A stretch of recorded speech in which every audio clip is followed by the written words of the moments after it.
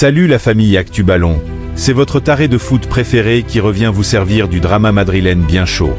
Imaginez la scène, le Real Madrid, le club le plus puissant de la planète, transformé en vrai cirque. Bagarre dans le vestiaire, rumeurs de cancer, un président de 79 ans qui sort, il faudra me fusiller pour ne pas démissionner. Et tout ça pendant que le club est en train de couler en Liga. Aujourd'hui, on va décortiquer le nouveau scandale qui secoue la Casablanca. Attachez vos ceintures, ça va être long, ça va être juteux, et il y aura des moments où vous allez rire jaune. Si vous êtes nouveau, abonnez-vous, activez la cloche, on n'est plus de X sur la meilleure chaîne de drama foot en français.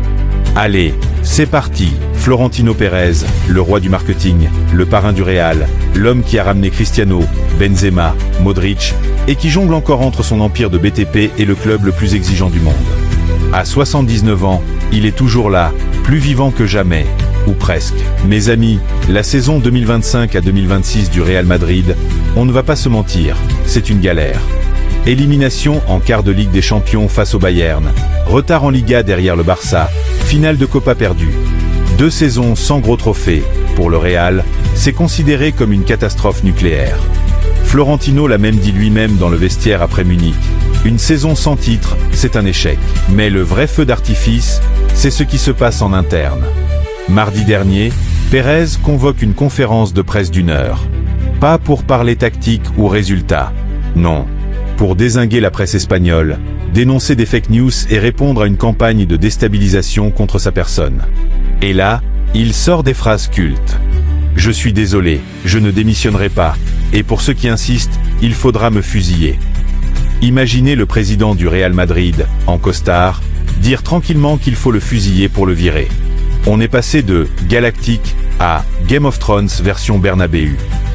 Moi je dis, Florentino, t'as 79 ans, t'as construit un empire, t'as gagné tout ce qu'il y a à gagner. Mais là, tu ressembles à un vieux lion qui refuse de quitter la savane même si les hyènes tournent autour. Respect pour l'énergie, mais calme-toi papy. Les graves incidents entre Aurélien Tchouaméni et Federico Valverde. 2 bagarres en 2 jours à l'entraînement. Valverde finit à l'hôpital avec un traumatisme crânien et une plaie au front. Officiellement, il a accidentellement heurté une table. Ouais, bien sûr, et moi j'ai perdu mes abdos en faisant des abdos. Pérez, interrogé là-dessus, sort une phrase hallucinante. Il a toujours toléré les bagarres, et assure que les deux sont de nouveau amis. Tolérer les bagarres?